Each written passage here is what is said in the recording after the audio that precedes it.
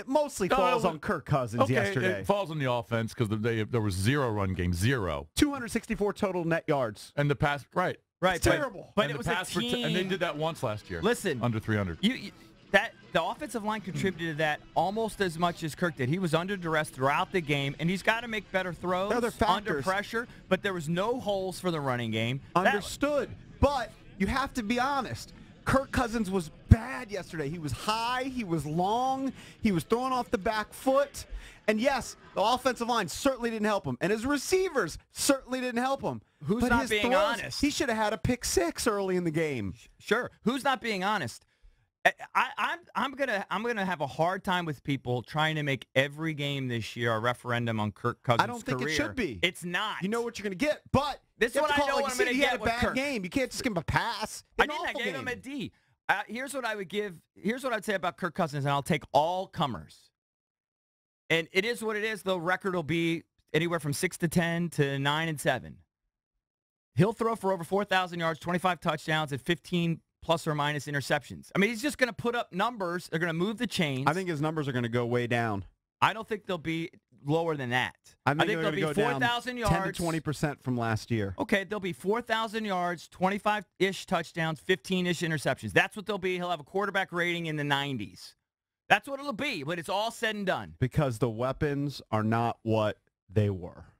He misses Pierre. You could say he misses Deshaun. I think Terrell Pryor does the same things that Deshaun can do, other than Except maybe Deshaun will catch it. Right, bring the ball in. But Terrell will stretch the field, but they're missing Pierre. They're missing 100 catches guaranteed. When you need a 2nd and 9 or 3rd and 9, they don't have that. I think if Doxson continues to be in the doghouse, I think you're going to see Grant kind of take on that I was role. surprised that Crowder was maybe the injury affected him yesterday, but he was a non-factor. He wasn't done much against the Eagles. Fumbled on the punt return too. And I was surprised by that. 2 years against the Eagles for whatever reason.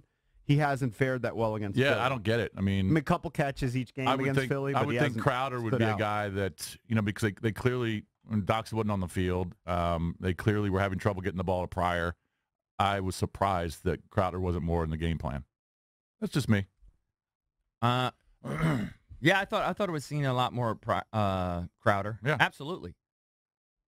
It was just a rough day. It was a rough day for him offensively, and but all that being said, and that just means that you have to go out and beat the Rams. You have to win that game, especially with the Raiders and Chiefs looming. Right, you have to beat them. I don't think they're going to the playoffs this year. Even I had them 8-8. I don't think so either. Yeah, they're not going to the playoffs. But probably not. They still think they can go to the playoffs. They want to. They might be delusional. They want to as well. They're not trying to lose games. They know they have to go out and beat the Rams. You can't start off 0-2. Not with the Raiders and Chiefs coming up. Yeah, we said this when the schedule came out. They could be 1-3 or 0-4. It could happen. Yeah. Well, if they're 0-4, then it's official burial time. Then it's time to start heaping dirt on their grave. I mean, you could see it coming.